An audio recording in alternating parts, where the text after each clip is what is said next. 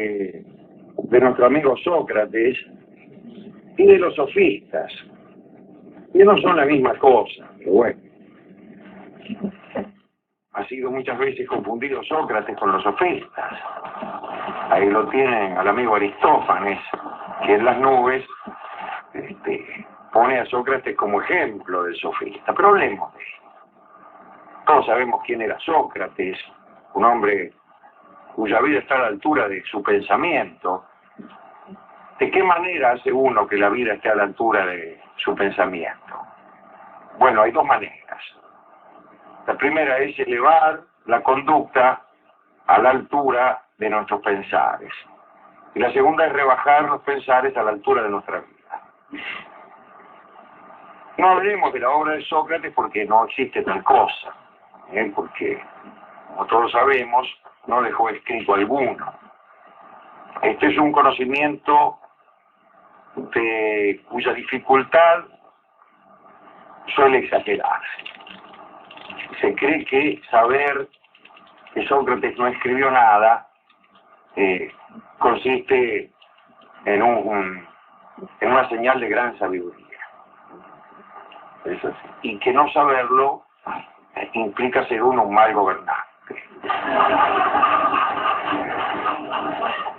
Yo sí es mal gobernante, pero por otras razones, que no tienen nada que ver con el no haber escrito obra Sócrates. Si, por ejemplo, este gobierno podría parecernos igualmente malo, aun cuando Sócrates hubiera escrito muchísimas obras. Pero tal cosa nos da idea, no tanto de la estatura del gobierno, que tiene su propia manera de mostrarla, sino de la oposición, que juzga que gobernar bien consiste en saber que Sócrates no escribió nada. Tengo malas noticias, no es eso. No. Sin embargo, las enseñanzas, no del gobierno, sino de Sócrates,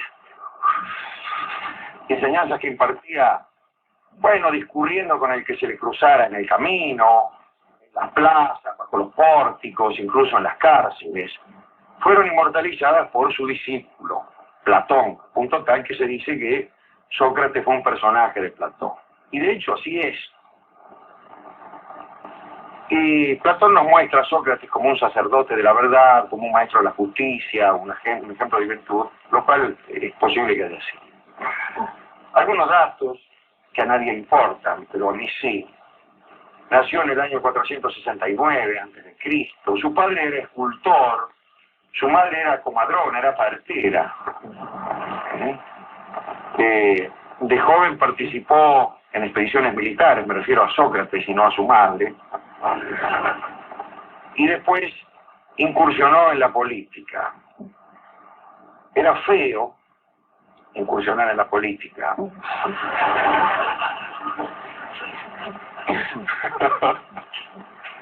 Era feo, Sócrates era feo, pero es una pena. Y es por eso que no se han hecho vidas de Sócrates en Hollywood. Porque a sujetos como Mel Gibson no le iba el personaje. No le iba el preso. Necesitaban un feo. Y actores feos solamente argentinos hay.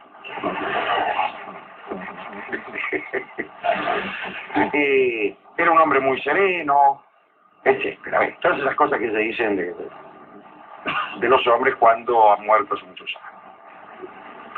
Y ahora hablemos de los sofistas. ¿Qué tiene que ver Sócrates con los sofistas? Porque en esa época estaban en boga los sofistas. Estaban muy de moda. Era una especie de sabios que no eran investigadores o indagadores filosóficos, sino profesores que estaban más preocupados en hacer fortuna, enseñaban a hombres ricos, que no en buscar la verdad. Y desarrollaban un arte, que era el arte de discutir con razonamientos sutiles, y era más importante para ellos el resultado exitoso de la discusión, más allá de estar defendiendo postulados verdaderos o falsos, ¿no? Y esto, este arte erístico le llamaban eso, ¿no? Era de una gran importancia, los cautivaba. A muchos de nosotros esto también nos ha cautivado en alguna época de nuestra vida. especialmente cuando uno se asoma al razonamiento, digo, en la adolescencia, suele sentir, si es que no ve el programa de Tinelli, una cierta perplejidad ante la posibilidad de defender con idéntica destreza posiciones opuestas. Y juega uno mucho a eso hasta que uno le empieza a molestar eso. ¿Y qué hace uno después? Se preguntará usted. ¿Y qué hace uno después? Nada muy distinto. Como ya sabe que después de todo hay en el almácigo de la razón argumentos para defender cualquier postura, elige aquella que le dicta no la razón, sino el corazón. Entonces elige a sus amigos por su buena cara, etc. Por eso a mí cuando algunos critican el voto pasional, Ahí está. a mí no me parece bien esta crítica. Muchas veces uno acierta más con la pasión que no con la razón. Y me parece bien votar pasionalmente. Votar porque a uno no le gusta la cara de este tipo, votar porque su papá también era radical. ¿Y qué hay con votar así? ¿Qué hay con votar así? Después de todo, uno no es solamente su razón, sino también su voluntad, su pasión, su sentido estético, su sentido ético, muchas cosas más allá de la razón, por suerte. Las cosas que están más allá de la razón son las más divertidas. Salvo que uno lleve la razón incluso a estos terrenos donde las cosas se ponen divertidas. Y donde aparece la razón, ahí lo que era divertido ya no lo es. Bueno sería estar con una señorita al silogismo limpio. Bien, el más famoso de los sofistas fue Protágoras de Abdera. Abdera era una ciudad que quedaba por allá donde Judas perdió el poncho, no lejos de Macedonia. Usted agarra el mapa de Grecia, vaya a buscar el mapa de Grecia. Vaya. Está ahí abajo, agárralo. No, este es la provincia de Buenos Aires. Más o menos.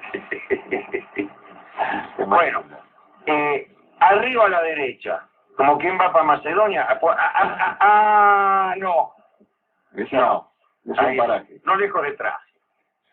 Hay sobre la importancia de la ciudad de Abdera en la literatura argentina. Consúltese el extraño cuento de Leopoldo Lugones llamado Los caballos de Abdera, que termina diciendo es Hércules que llega. Bueno, Protágoras. ¿Quién era Protágoras? Bueno, un tipo. Protágoras decía más o menos que todo es verdadero. Contrariamente a Gorgias, que decía que todo es falso. En realidad no decía esto. Nos dicen los manuales de filosofía que decían dirían algo más complejo. Y si nadie dice esto, y solamente esto. Estuvo en Atenas alguna vez Protágoras y se hizo famoso. Era sofista, enseñaba por algunos mangos. Por ejemplo, usted Rolón iba y le decía: che, Protágoras, enséñame algunas cosas, si yo me luzco ante mis clientes, pacientes. Bueno, y él le enseñaba al principio. Fue amigo de Pericles, el de Dios se lo pague, y lo admiró mucho. Según nos cuenta el propio Plutarco, que ha sido uno de los grandes batintines de la historia. Y así debió coincidir seguramente con el ya mentado Gorgias, con Hipias, con Pródico, el libro más famoso se llama Sobre los dioses. Y ahí ya desde que empieza nomás parece digo porque las obras de él se han perdido enteramente. Nos quedan sí fragmentos que otros han rescatado, Araca. Pero ya desde el principio de Sobre los dioses empieza a dudar de la existencia de estos. Y esto le cayó mal a la gente en Atenas, lo desterraron. No es que lo condenaron al ostracismo, que era otra cosa, algún día explicaremos la diferencia, sino que lo desterraron. Y entonces se tomó un barco que iba para Sicilia, se hundió el barco y el tipo se ahogó. Protágoras. Diógenes Laercio, nuestro amigo, hace una lista de las obras que se conservaban en la época de Diógenes, que creo que era el siglo III, después de Cristo, que se conservaban, digo, de Protágoras, sobre la lucha Sobre la lucha debe ser una mala traducción, sobre el agón, debe ser el agón, de agón viene agonía, es lucha, pero también contrario a lo náusico, es el espíritu de competición, el espíritu de emulación que tenían los griegos. Bueno, sobre las matemáticas, sobre el Estado, sobre la ambición, sobre el infierno, sobre las virtudes, sobre las malas acciones, sobre el estado de las cosas al principio. Y resulta ser que en toda esta lista que da Diógenes Laercio no está el libro sobre los dioses, que fue el que le valió el destierro. Pero bueno, no estará bien la lista de Diógenes Laercio, lo que sea. Sí. Protágoras fue el de Evatlo. Evatlo, esto sale siempre en el Visited. Protágoras tenía un discípulo a quien le enseñaba a litigar. Digamos, era abogado, Evatlo. Y entonces hicieron un pacto según el cual Evatlo se comprometía a pagar el justiprecio de la enseñanza a Protágoras allí donde ganase su primer pleito. Pero resulta que pasaba el tiempo y Evatlo no litigaba. Y al no litigar no ganaba pleito alguno y no le gatillaba a Protágoras. Enojó entonces Protágoras y fue donde los jueces y dijo, bueno, voy a demandar a Evatlo. Si es que le gano el juicio, cobraré. Pero si lo pierdo, también cobraré, porque este será el primer juicio que Evatlo ha de ganar. Y Evatlo le dijo, minga, pues que si yo te gano el juicio, no te pagaré. Y en cambio, si tú me lo ganas, tampoco, porque entonces no habré ganado yo juicio de alguno. En estas cosas inútiles, por no decir otra cosa, gastaban su tiempo los sofistas. Gorgias, la logomaquia le llamaban, ¿no? Esta batalla de palabras, juegos de palabras tramposos, y se llaman sofismas precisamente, ¿no? De Gorgias se sabe que nació en Leontini, se sabe un poco más que de Protágoras de Abdera, del cual no se sabe nada en realidad. Escribió y se conserva casi entero el texto del elogio de Helena de Troya, ¿no? La defensa de Palamedes, y también escribió Peritou Meontos Perefiseos, que uno que es del interior, si usted, claro, sabe que es sobre el ser o sobre la naturaleza, una de dos. Y a mí me gustaba esto que decía Gorgias. Dice, nada existe. Eso tenía que nada era verdadero, pero que además nada existía. Nada existe. Si algo existiera, sería incognoscible. Y si algo existiera y fuera cognoscible, sería incomunicable. Así que con eso le digo todo. Agregaba Gorgias y se iba con paso de Murga. Tampoco tenía buena prensa Gorgias con Aristóteles. Así como lo nombra a Gorgias en las aves y lo nombra junto a Filipo. Dice los Gorgias y los Filipo. Filipo no refiriéndose al rey de Macedonia, sino a un conocido psicofanta. ¿Y qué eran los psicofantas? Se preguntarán ustedes, desesperados. Bien. Los psicofantas eran unos delatores profesionales. Alcahuete. Alcahuete. En cierta época estaba prohibido en Atenas exportar higos. ¿Me entendés lo que te digo? ¿Me entendés lo que te digo? Exportar higos y tampoco higueras. ¿Por qué? Preguntarán ustedes.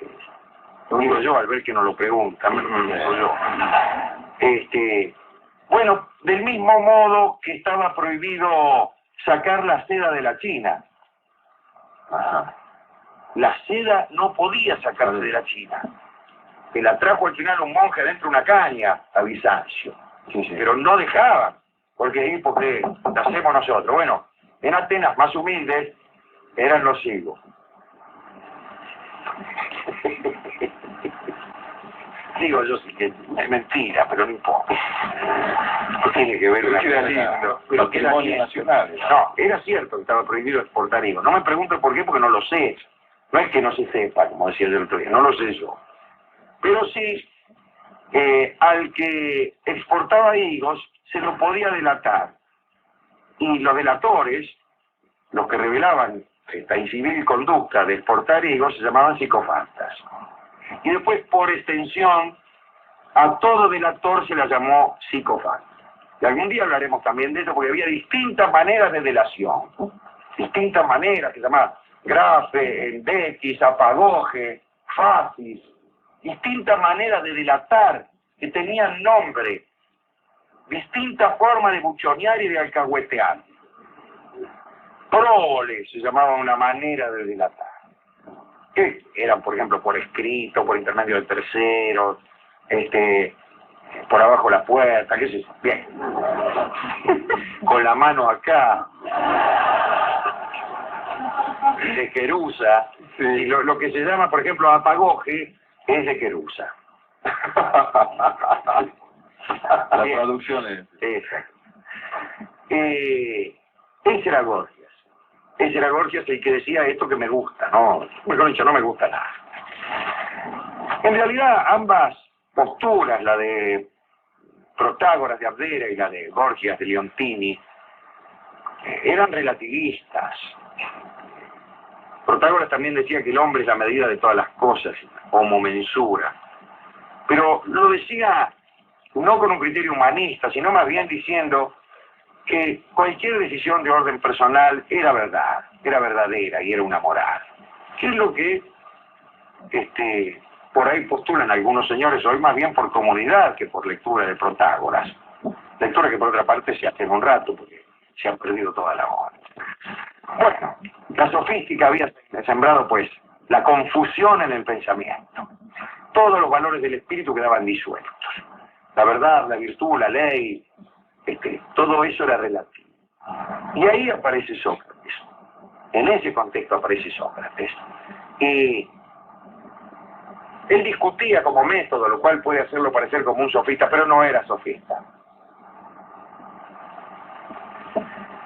Él había inventado un sistema, me gustaría tener más tiempo para hablar de esto, así seguro es más todavía, que se llamaba mayéutica, con el cual mediante preguntas, como los psicoanalistas, conducía el diálogo de tal modo, claro, conducía el diálogo de tal modo que el alumno llegaba a la verdad como si la sacara de dentro suyo. La mayéutica viene de Maya, que en griego quiere decir partera, la profesión de la madre de Sócrates. Y para Sócrates el conocimiento era algo que todos poseemos y que el maestro debe ayudar a parir. No está mal esa idea. No es una idea distinta a la que tenía el Buonarroti, Michelangelo, con respecto a la piedra que él trabajaba. Él decía que la obra estaba ya dentro de la piedra, que estaba ya dentro de la piedra y que el escultor, el artista, el óptimo artista, como dice él en un soneto, que era buen sonetista, ayudaba a sacar de adentro de la piedra, que ya estaba, y él la veía, él juraba que veía una piedra y ya adivinaba la obra que había dentro, como Sócrates quizá adivinaría los conocimientos que estaban dentro de sus alumnos, aunque hay que reconocer que algunas personas tienen los conocimientos tan adentro que no hay partera que se los saque. Ni con force. Que no hay cesárea que le haga parir el mínimo vislumbre de conocimiento a su hijo, señora, que le dijo la maestra. Bien, y aquí la famosa historia de solo sé que no sé nada, que no es un gesto de humildad en Sócrates, no, más bien lo contrario, es un individuo bastante soberbio. Una vez se le ocurrió hacer preguntas a los entendidos en artes, en ciencia, ¿cierto? Y vio que el maestro de música no sabía decirle qué era la música, y el entendido en matemáticas no sabía decirle qué era el número, lo cual es un error de Sócrates. Porque para decir qué es la música no hay que ser entendido en música. Para decir qué es el número no hay que ser entendido en matemáticas. Para eso está la filosofía. Pero en todo caso descubrió que nadie sabía nada y creían todos saber, mientras que él por lo menos sabía una cosa, a saber que no sabía nada. Y este era el fundamento de su método. A partir de preguntar como un ignorante, conducía al alumno, si tenía suerte, calculo, a encontrar las respuestas. Y bueno, pero frente a este relativismo de Protágoras y al escepticismo de Gorgias, Sócrates nos aparece más humano, a pesar de que jamás haya escrito una palabra, su pensamiento todavía a través de Platón sigue influyendo mucho. Pero le fue mal. Se enemistó con los muchachos. Dijo algo, lo calumniaron, Pipo lo acusó, un psicofanta lo acusó, lo delató. Y había falsos psicofantas también. Digo, tipos que levantaban calumnias, hacían falsas delaciones. Que en su momento también fueron castigados, los falsos delatores.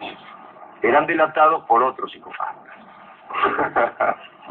Que a veces, por cierto, levantaban calumnias en ese sentido, ¿no?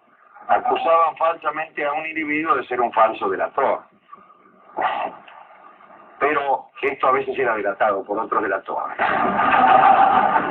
Muchas veces falsos.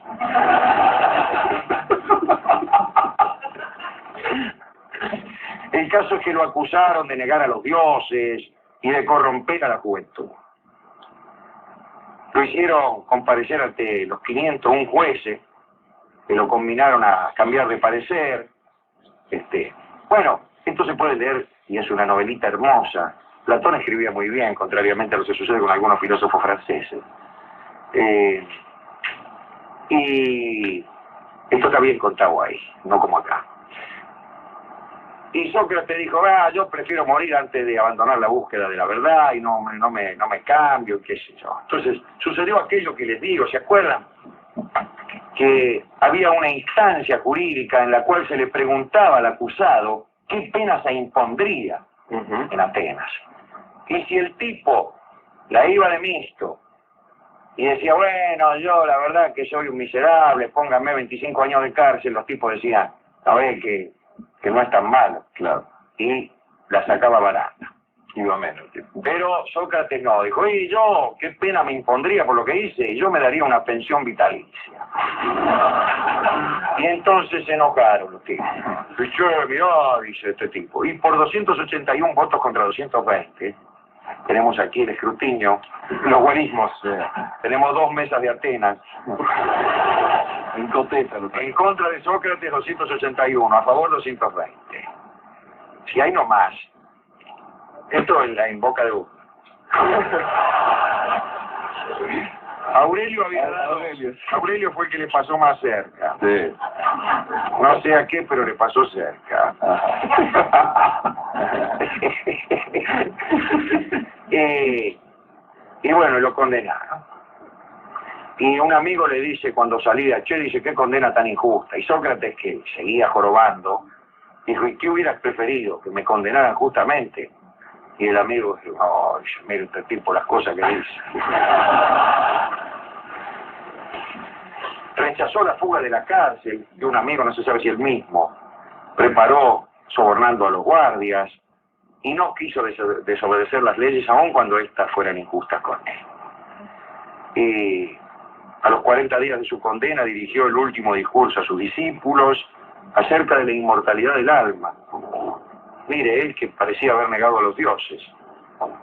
Claro, había negado a aquellos dioses, que mucho no tenían que ver con la inmortalidad del alma. Bebió la cicuta y crepó. El año 399 a.C. y así murió Sócrates, que no fue sofista. Y así eran las cosas en aquella ciudad de Atenas, que como tantas comunidades de la antigüedad gozaban con la discusión. Recuerde que en Alejandría todos eran teólogos aficionados. Recuerden que en Bizancio todo el mundo discutía teología y filosofía, a punto que suele decirse ahora una discusión bizantina. Los panaderos filosofaban y exponían sus teorías acerca de la Trinidad en las plazas de Bizancio. Y acaso convenga dedicar esta pequeña recorrida por aquel mundo de discusiones a aquellos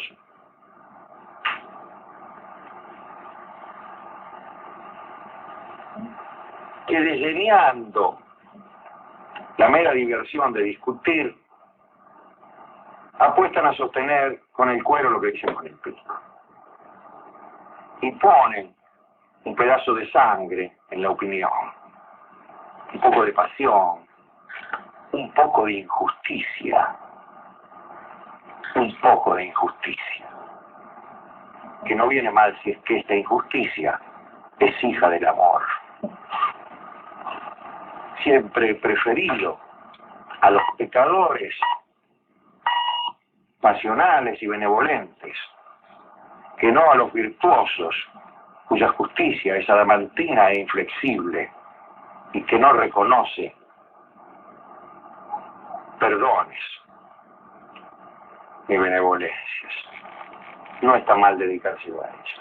Y dedicárselo al pobre Sócrates, que a diferencia de los sofistas se les aguantaba. Pero ¿qué podemos dedicarle? Toda vez que es música criolla la que suele amueblar esta primera parte de nuestro programa. Es que hay sofistas aquí y quizás tenemos una milonga pico a pico de Alberto Merlo que cuenta la historia de dos paisanos sofistas que debe haberlos. Adelante, don Alberto.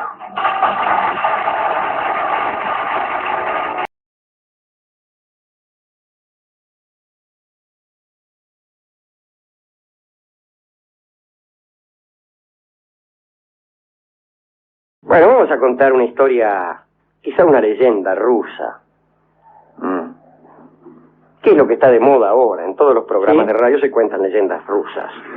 Se pone la radio a las 7 de la mañana por América y cuentan leyendas rusas. Aquí en esta misma radio continental, el Cholo Castañón cuenta leyendas rusas. FM Horizonte también. Sí. Este era un señor llamado Sadko, que tocaba en las tabernas de Novgorod. Vamos hasta la lejana Novgorod. ¡Ah, cuántos recuerdos! ¿Muchos, Alejandro? No. En realidad casi ninguno. Mi vieja y querida Novgorod. Bueno, Sadko tocaba la guzla, un instrumento de cuerda, en las tabernas de Novgorod. Los clientes eran ricos mercaderes y como Sadko era el mejor, tocaba la guzla muy bien, los mercaderes dejaban caer iba a decir en la gorra de Sadko, pero nadie me asegura que pasara la gorra, vaya a saber. Le daban a Sadko, no sé de qué manera, monedas de oro, y Sadko era próspero, era un gran músico. Así transcurrieron años, pero Sadko empezó a advertir lo que tarde o temprano advierten algunos artistas, que la gente es tornadiza y cambiante. Y así como le brindaron durante un tiempo su favor y su reconocimiento, por ahí empezaron a aburrirse, empezaron a buscar otras diversiones. Y si bien no es que lo dejaban de lado, ya no le daban tantas monedas de oro, y Sadko se enojó. Y buscó refugio en la naturaleza, abandonó las tabernas, y se fue hacia el lago Ilmen, que quedaba muy cerca de Novgorod, junto a un bosque de abedules, y allí se quedó, en estrecho contacto con la naturaleza. En cierto momento tomó su guzla y tocó. Y decirle que griten más fuerte. Y ese lago, que hasta ese momento lucía tranquilo como un espejo, empezó a agitarse al son de la guzla de Sadko. Y finalmente aquella agitación se convirtió en una tempestad. Gigantescas olas que más parecían propias de un mar que no de un lago empezaron a levantarse Y Zarco, cuando vio semejante entrevero, optó por rajarse. Guardó la gúzela y se las tomó, pues dijo, acá viene la tempestad. Muy impresionado no volvió a aquel lugar, sino hasta después de varios días. Se volvió a sentar junto al lago, que volvía a tener aquel aspecto tranquilo que él había conocido. Tomó la guzla y tocó de nuevo, y otra vez se agitó el lago, hasta alcanzar la proporción de una tempestad en su agitación. Zarco rajó de nuevo, pero en ese momento se oyó una voz profunda y cavernosa que lo llamaba. Zarco, Zarco, no temas, nada debes temer. Zarco se volvió y vio en el centro del lago una criatura gigantesca, vamos, un gigante, con el agua hasta la cintura, y el lago era profundísimo. Que le decía, ven aquí, Zarco, quiero agradecerte mucho tu música. Yo soy el gigante que vive en el fondo de este lago, y cada vez que tocas me dan ganas de bailar, y es por causa de mi baile que el agua se agita y que se producen estas tempestades. Me has hecho muy feliz con tus melodías, y quiero agradecerte esta felicidad, y te voy a premiar.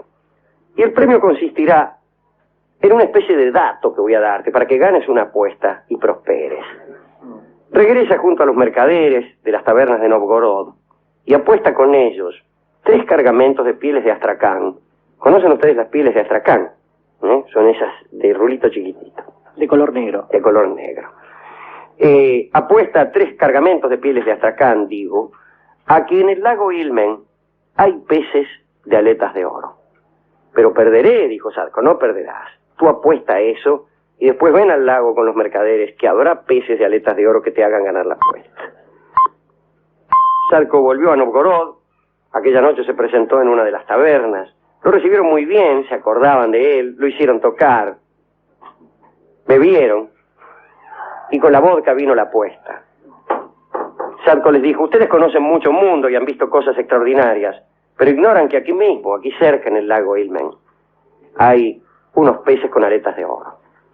Estás borracho, Zarco, esas cosas. Pasemos por alto esas tentaciones de literato que hacen alargar una cosa, que ya se sabe cómo va a terminar. De mal literato. De mal literato. ¿Qué hace un mal literato aquí con esta situación? Y empieza a decir 100 veces la misma cosa. Que los mercaderes no creían en lo que decía Zarco, alargan este no creer. Enumeran otro que dice, estás borracho, el vino, vamos, Zarco, y hacen frases todo el tiempo, ejercitan, hacen literatura y de la peor. Zarco, la vodka te hace decir cosas sin sentido. No, porque así. Bueno, otra de las cosas que puede hacer un mal literato es deleitarse enumerando las cosas que escribiría un mal literato. Y así. Pero esa es otra clase de malos literatos, que son los que me gustan a mí. El caso es que la apuesta se acepta, y apuesta él 3 cargamentos de pieles de astracán, y al alba salieron de la taberna, fueron al lago, se sube él a una barca con 3 o 4 tipos, tiran la red y ¿qué sacan? Unos pescaditos con aletas de oro. Gracias a esos cargamentos de pieles de astracán, Zarco se enriquece y deja la guzla, deja la música, le toma el gusto a esta prosperidad, a la riqueza, se dedica a comerciar en pieles, ya no toca más. Hasta que un día venía él navegando justamente por el lago Ilmen, en una barca. Venía con unos cargamentos de pieles, marineros ahí, y en eso tenía tiempo. Y la verdad es que llevaba con él su guzla. Y se iba a tocar un poco. Y empieza, unos tristes, unas vidalas. Mejor dicho, unas vidalitas. Tristes nunca oídos, cielos no Sí, escuchados, claro. que llevaban derramados la embriaguez de los sentidos. Y pues, no bien empezó a tocar Zarco, se empiezan a agitar las aguas. Y se desata una tempestad impresionante.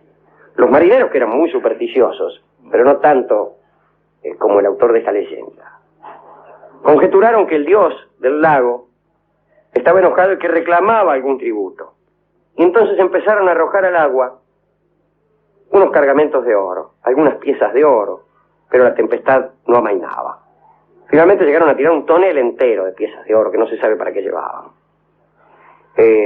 Seguramente para aplacar la eventual ira del dios del lago. Pero esta ira no amainaba, y la tempestad iba de mal en peor. Entonces resolvieron los marineros hacer un sacrificio, tributarle una vida humana. E hicieron un sorteo para ver a quién de los que tripulaban la barca iban a arrojar. Y en el sorteo salió Sadko. Y Sadko comprendió, porque ya sabía, que en realidad el gigante que vivía en el fondo del lago estaba exigiendo que él fuese con él, que fuese a amenizar las oscuras noches del fondo del lago. Y con Guzley todo se arrojó. El gigante lo recibió y con sus poderes mágicos hizo que no se ahogara, y lo retuvo viviendo en el fondo del mar, en un palacio, supongo yo, lleno de algas, de coral y de sirenitas.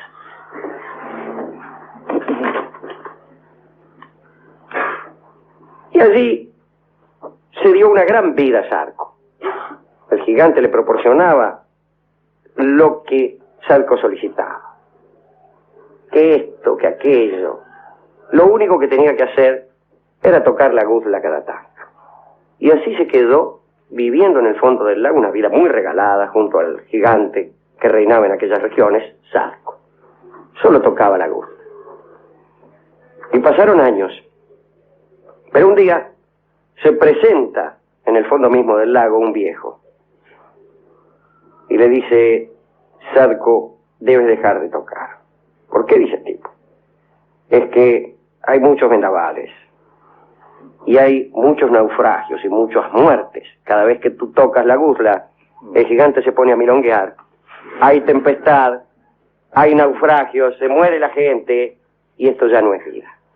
Pero ¿cómo haré? Porque el gigante no me dejará ir. Rompe las cuerdas de tu guzla y dile que ya no puedes tocar. Rompió las cuerdas de la guzla Sadko. Y el gigante accedió a llevarlo de nuevo a la costa. Y ya no hubo más tempestades ni naufragios, pero tampoco hubo más alegría en el fondo del mar.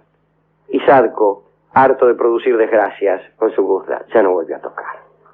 No es una mala historia si se la relaciona con otros músicos que han tenido propiedades mágicas en sus instrumentos. Desde luego nos acordamos de Orfeo, que tocaba y que cantaba, y que según se dice, aplacaba las fieras con su música, que hacía inclinar a los árboles, que zanjaba disputas cuando navegaba junto con los argonautas en la nave Argos, y que alentaba a los remeros. Orfeo, aquel cuya cabeza siguió cantando separada del cuerpo, lo que debió ser un espectáculo digno de verse.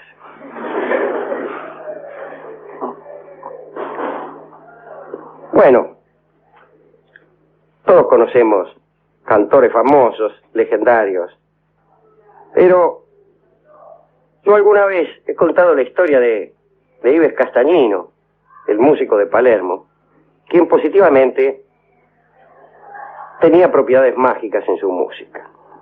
Por empezar, se dice que era capaz de favorecer los sembradíos, y cada vez que tocaba, por ejemplo, el aguacero, hacía llover positivamente. Y lo llamaban de regiones donde campeaba la sequía, para que tocando ese tango provocara una lluvia benefactora.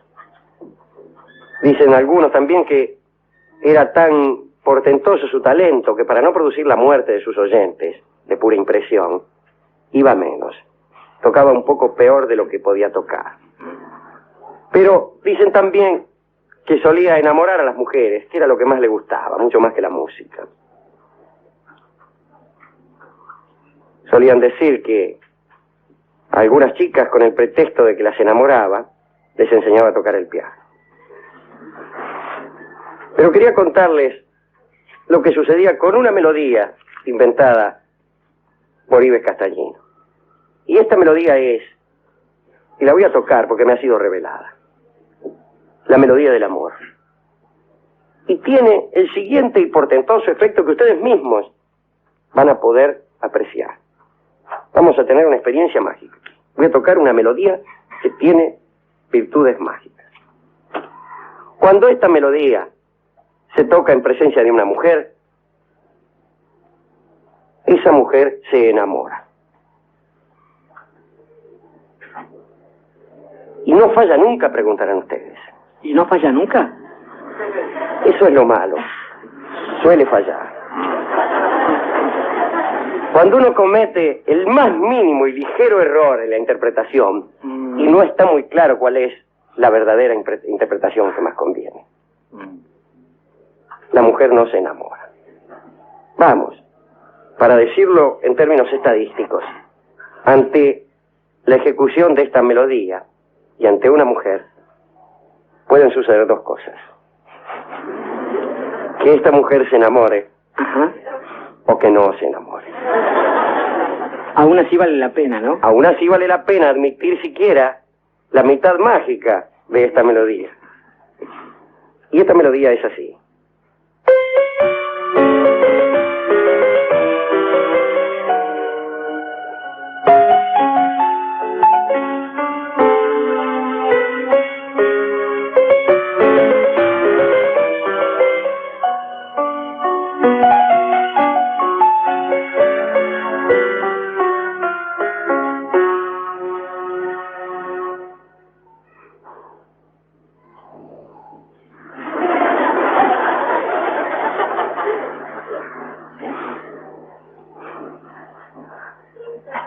Ya se verá.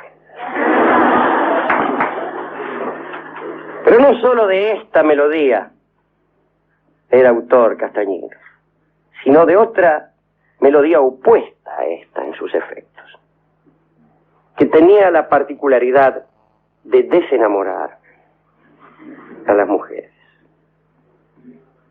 Esta segunda melodía, tocada ante una mujer, producía el efecto de apagar sus ardores, salvo cuando por algún error imperceptible en su ejecución tal cosa no sucedía. Y la melodía en cuestión era esta.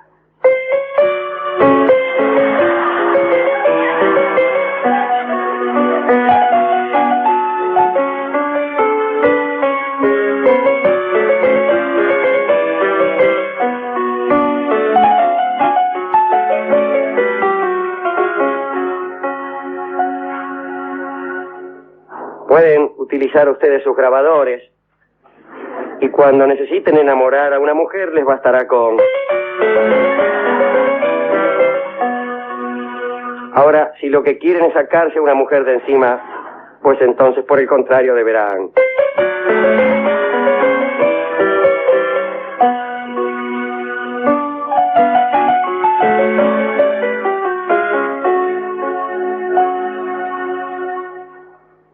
Yo, para terminar, diré que prefiero la tercera melodía de Castañino.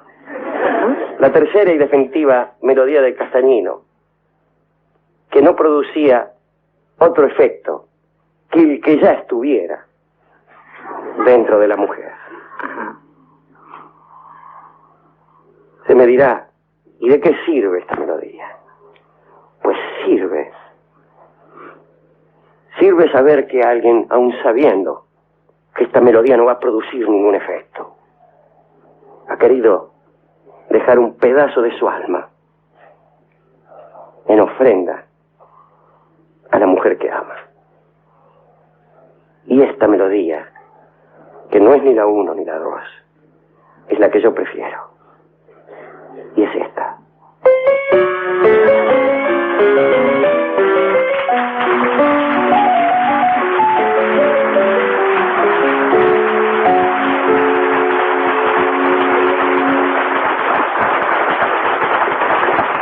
Pero, querido Dorio, ¿a quién dedicar estas tres melodías tan distintas? Pensaba, Alejandro, mientras usted ejecutaba cada una de las melodías de Castañino, pensaba, digo, en una sencilla copla popular que escuché alguna vez, hace algunas décadas quizás, que dice, por eso hay que elegir el arte o el amor. Y pensaba que justamente ahí está el dilema.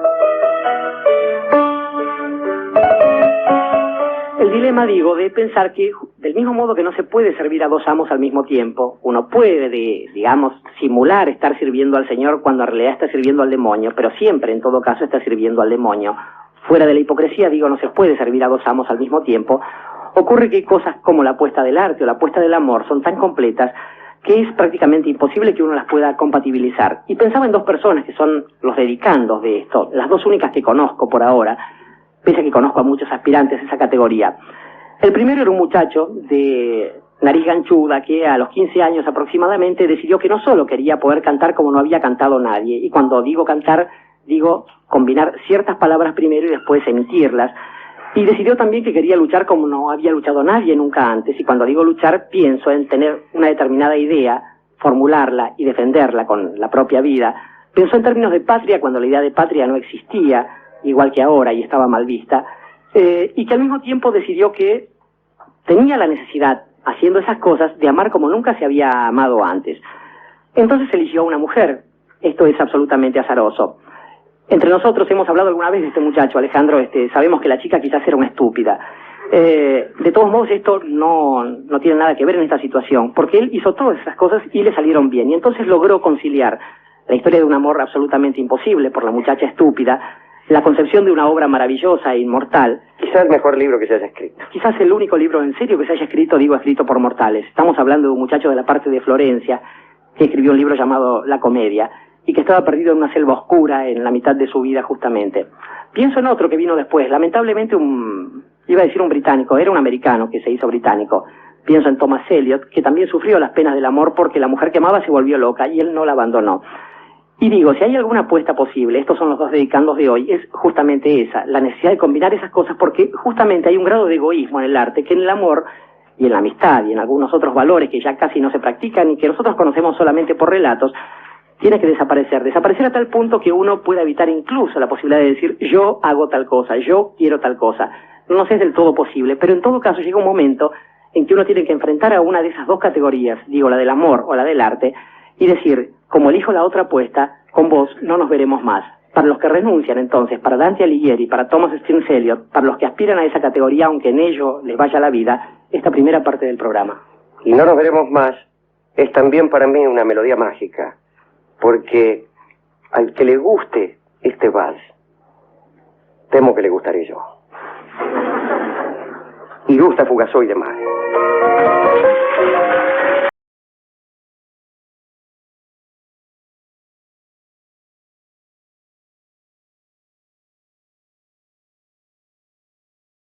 Poco de un poema de la India.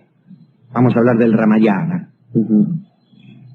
Nosotros que somos aficionados a las cosas de la India, particularmente a su idioma, que se nos parece al italiano. Nunca supe por qué, pero a mí el sánscrito me suena como italiano. Ramayana, a mí me suena italiano. Bueno, es un poema épico que se atribuye al poeta Valmiki. Se narran, por cierto, las hazañas de Rama, el héroe nacional de la India. En realidad, Ayana es viaje en sánscrito.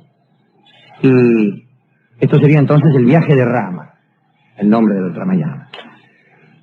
Consta de 7 partes, 7 capítulos, y cada uno de los cuales se refiere a un episodio diferente de la vida de Rama. El poema, bueno, representa la creación del mundo, la victoria del bien sobre el mal, etc. De su autor, el Finau Valmiki, se sabe poco. Al principio del poema, él mismo se atribuye la invención del sloka, que es la estrofa épica india, que tiene 2 versos solamente. Bueno, le voy a contar cómo era.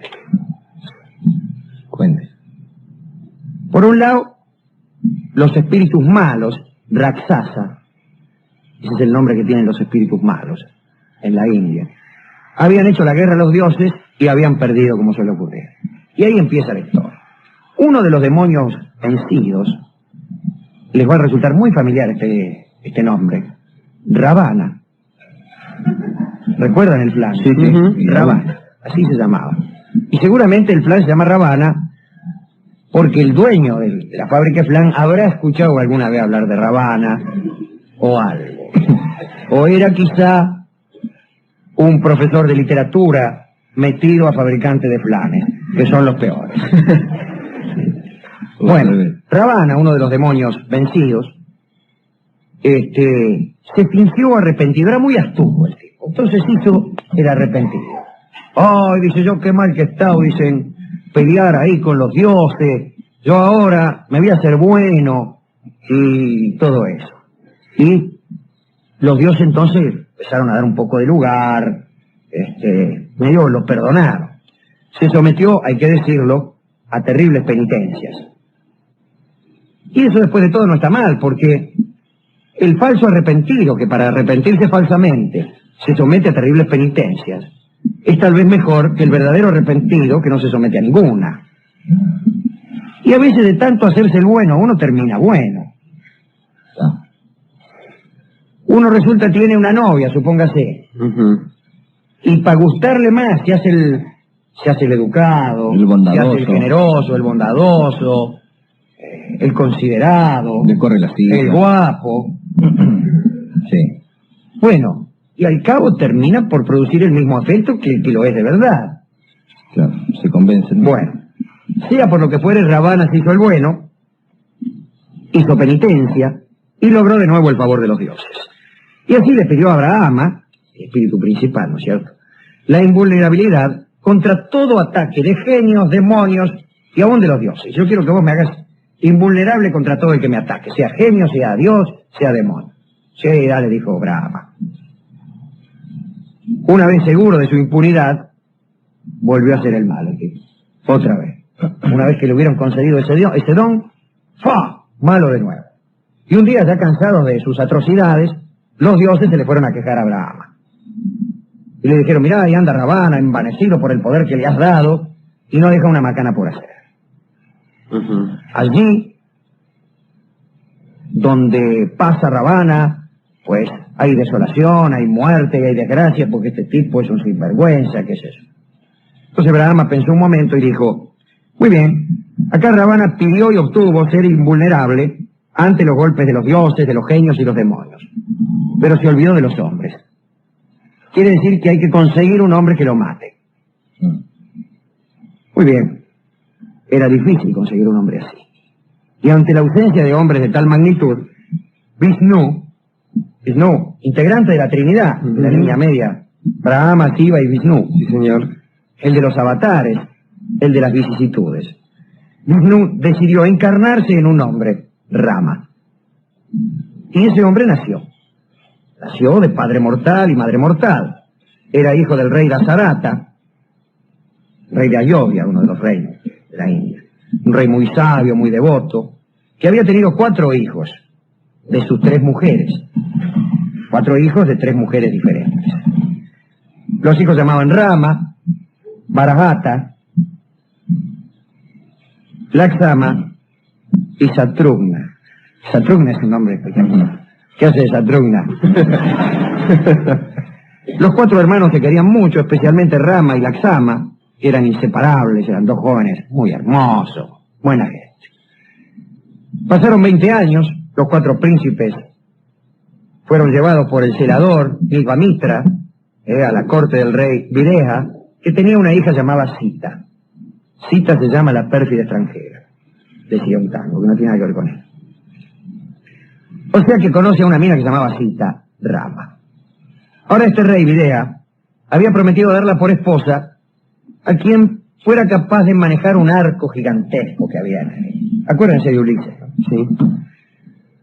Bueno, va Rama y lo maneja, ya se lo imaginan ustedes. Parece Rama, ¿dónde está el arco que hay que matar? Y ahí maneja el arco y dice, bueno, te vamos a dar por esposa a Sita. Se casa con Sita. Y el rey Dasarata, el papá de Rama, viéndose anciano y chacabuco, decidió nombrar un sucesor, que era precisamente Rama. Pero la madre de Bharata, que no era la madre de Rama, acuérdense que el tipo tenía 3 mujeres distintas, Sí. recordó al viejo Dasarata una promesa que él le había hecho al satisfacer, mejor dicho, 2 deseos en el momento en que se formulara.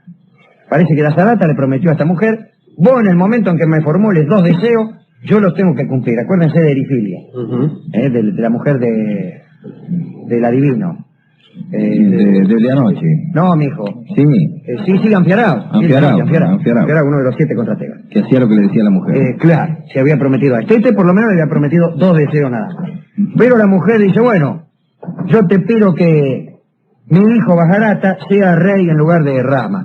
Y además que lo destierres a Rama. Ya eso de mala, lo segundo. Sí. Mal llevado. Y bueno, el rey no pudo negarse porque ya estaba prometido, que comen los reyes estúpidos. Rama partió al desierto desterrado, en compañía de su mujercita. Disculpe. Si quieren terminamos aquí el programa. Y del hermano querido, Laxama. Cuando se fueron, el anciano rey Dasagarata murió, Dasarata murió de pena. ¿De pena? De pena, pues se fueron los 2 chicos, imagínense. Claro, sí. Y Bajarata, el que quedó rey, no era malo, la que era mala era la madre, ¿vio? Sí. Y no aprobaba la conducta de la madre. Dice, no, mirá, madre, dice, yo estoy en desacuerdo contigo, y se lo fue a buscar a Rama. Dice, che, Rama, volvé, dice que acá te queremos, y si querés, dice, hacerte rey, que a mí. No, dice el otro, ya se empezó. Ahora dice, caprichoso. Voy a cumplir los 14 años de destierro, no sé cuánto, que me han impuesto, y después vuelvo. Entonces Bajarata le pidió las sandalias. Dijo, yo voy a poner tus sandalias en el trono para que todo el mundo sepa que el verdadero rey sos vos. Bien. Muy bien. Rama, Sita y Bajarata y Laxama, perdón, Bajarata era el rey, vivían en una cabaña en el bosque, ahí desterrados. Muchas aventuras, matan fieras, matan gigantes, matan monstruos, que es la parte más aburrida del libro. Bueno, pero un día pasa una diableza. Una diabla. Por ahí, por donde Por estaba. ahí, por el bosque ese, donde vivían los tipos en una cabaña. Pasa una diableza ahí.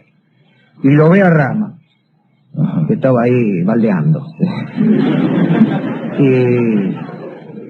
Y se enamoró. Dice, Mirá qué Rama, dice. Sí, y se enamoró. Y la rechazó.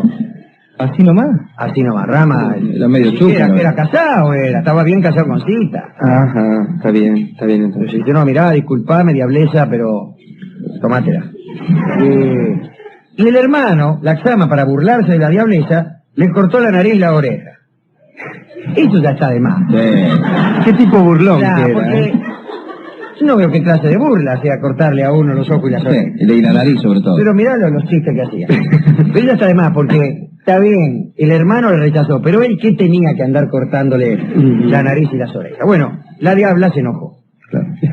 Y la diableza acudió a su hermano. ¿Y sabe quién era el hermano? No. Ravana. La Ravana. diableza era hermana del malo Ravana. La y hermana de pidió Ravana. venganza. Ravana, aquí entre nosotros, era horrible. Tenía 10 cabezas. Ajá. Y vivía en una isla más allá del mar, la fabulosa isla de Lanka. Sí. Palabra que le será familiar a algunos de ustedes que estudian geografía. La hermana le dijo a Ravana, mirá lo que me hicieron. Ahí vive ese Rama, vive con una mina, dice que además está fenómeno.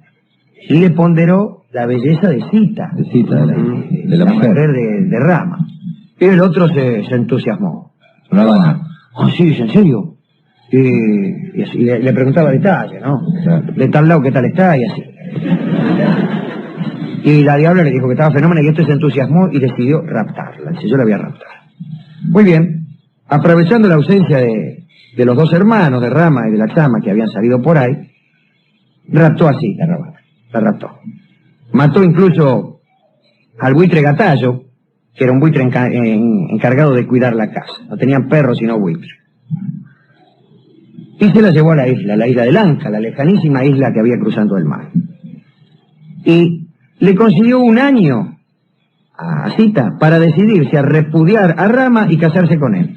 Ahora fíjese cómo aquí sucede algo un poco inexplicable. Por un lado, cometemos todas clases de maldades y hacemos un rapto.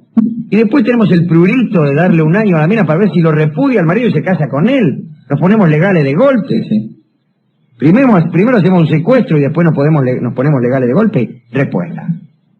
No juzgue la sociedad india como se juzgan las relaciones de las personas en el partido de Vicente López. Hay que saber hasta qué punto tenía incorporado el hombre de la India la necesidad de repudiar a una esposa antes de tomar otra, o de cumplir ciertas formalidades sagradas, que hasta el mismo demonio las cumplía. Bueno, y ahí la tiene prisionera en Lanka. Y Rama se enojó, imagínese, volvió a la casa y dice, me han raptado la mujer. Le mataron el buitre. Le mataron el buitre. Bueno, enterró el buitre y dijo, voy a rescatar a mi mujer. No pensó en la diableza en ningún momento, dice Jackie. No. Y lo que sí pensó es que necesitaba aliados. Si yo solo voy a ir ahí me van a matar. Y entonces dio con Sogriva. ¿Quién era Sogriva? ¿Quién era Sogriva? Sultano Sogriva. El rey de los monos, discúlpeme. Ajá, mira vos. El rey de los monos. Y este rey de los monos le debía unos favores a Rama y a su hermano, porque lo habían ayudado en unos líos que había tenido por ahí. Y entonces Sogriva le encargó a su consejero Hammat, que no era hijo del rey del viento, que localizara a Sita. Voy a buscar. Y este que era hijo del rey del viento, pues pegó un salto al llegar al borde del mar, voló por los aires durante 4 días y llegó a la isla de Lanka.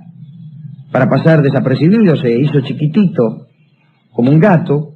Qué facilidad, ¿eh? ¿Vio? Qué cosa. Llegó hasta donde estaba prisionera Sita, y le dijo, che, mirá, dice, te vamos a venir a rescatar, aguantá. Pegó otro salto y volvió. Ajá. Le dijo, miren esta acá. Armaron un ejército de monos, un enorme ejército de monos, ¿no? Y usted se preguntará, ¿cómo hicieron para poder cruzar el mar y llegar a la isla de Lanka? ¿Cómo hicieron para poder cruzar el mar y llegar a la isla de Lanka? Y usted dirá, porque el rey del viento podía saltar, pero ellos no. Claro, porque el rey del viento podía saltar, pero ellos no, Alejandro. Bueno, muy fácil, hicieron un puente. Un puente. Un puente sobre el Pacífico, sobre el Índico, vaya a saber. Pero no era más fácil un túnel, ¿no? Quizá. Y por ese puente pasó el ejército de monos. Ajá. De los monos. Tengan cuidado, dice. Ravana también preparó su ejército, un ejército de demonios. Y ahí tuvo lugar esa gigantesca batalla entre los monos y los demonios, que duró 7 días. Ravana tiraba, en vez de tirar flechas, tiraba serpientes. Serpientes que se transformaban en flechas. Derechita, yo. Y por ahí le ensartó una a Rama. Y ya Rama sentía que era finado. Claro, porque tenía veneno. Claro, imagínense la serpiente. Sí. Y sentía que se moría cuando el dios del viento le habló al oído y le dijo, Rama, ¿qué? Dice el otro. Acuérdate quién eres. Después de todo, tú eres Vishnu. Y tu poder es inmenso. ¡Oh! Dice el otro. Menos mal que me avisaste. Vos sabés, dice, que de tanto lío, dice, con todas las cosas que me pasó, se me olvidó. Sí. Y entonces, bueno, ¿qué hago? Dice, ya que eres Vishnu, llama en tu auxilio al pájaro Garoda. Acá lo conocemos al pájaro Garoda. Un pájaro erudito del cual hemos hablado. Y entonces Rama llamó al pájaro Garoda, vino el pájaro Garoda, huyeron las serpientes, Ravana avanzó en un carro de fuego y empezó a aullar con sus 10 bocas, pero aparecieron los dioses ya en defensa de Rama, se armó una que pasó tole. Los monos, los dioses, los demonios, el dios del viento, el pájaro Garoda, la serpiente. Un relajo. Era un relajo aquel. ¿Vos de qué lado estabas? Se preguntaba. Sí. Y aquí al final apareció Indra con un carro mágico guiado por su áuriga Matali, le puso a Rama una coraza de fuego, le dio su lanza solar y con la lanza solar ¡fa! Lo ensartó a Ravana y se terminó Ravana. Se acabó el plan. Se acabó el jabón. Si se mueve. Y entonces fueron a donde estaba Sita, la salvaron y fueron todos felices para siempre. Volvieron incluso allí donde reinaba Bharata, lo hicieron rey a Rama, Rama reinó muchos años y todo fue bien. Termina el día. ¿Por qué no habrá aceptado al principio, no? Mire toda la que tuvieron que pasar. Esa es la moraleja del libro. Bueno, pues tenía que cumplir su destino, ¿no? De enfrentar al demonio.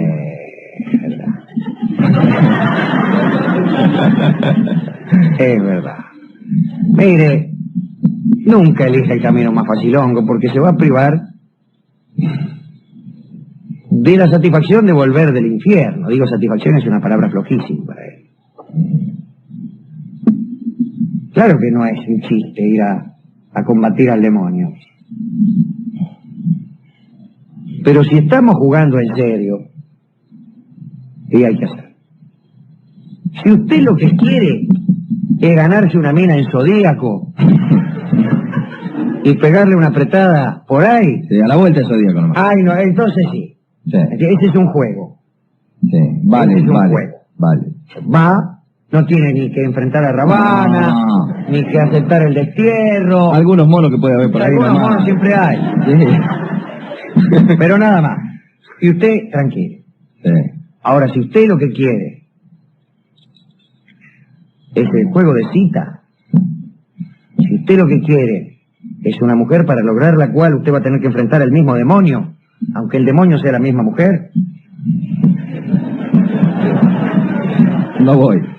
entonces otro precio, caballero. Claro. Es otro precio. Porque para Picaflores somos todos buenos. Algunos mejores que otros. Pero...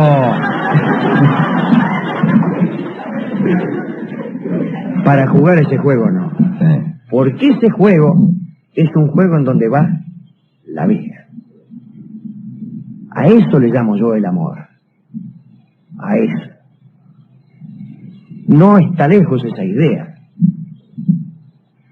de una que es fundacional en Occidente, en donde el amor está relacionado con el sacrificio. El que ama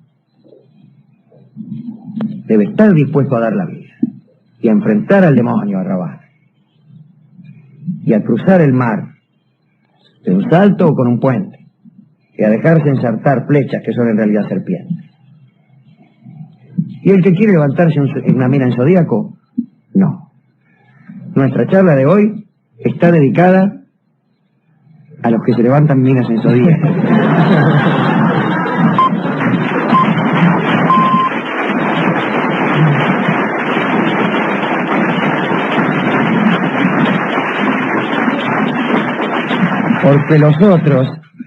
Porque los otros no necesitan dedicatoria ninguna.